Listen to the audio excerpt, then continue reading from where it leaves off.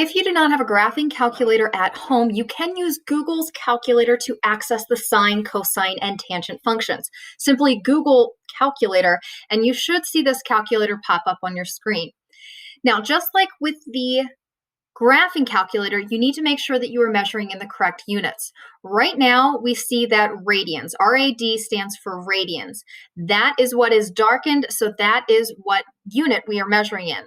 We want the degree mode, so I'm going to click on degrees, so that is darkened. So now when I put in something like sine for 30 degrees, we'll find our answer to be 0.5 or 1/2. Now, this calculator will also work for the inverse functions.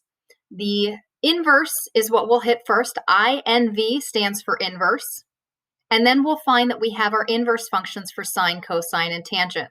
So let's say I wanted to find my inverse tangent of 1.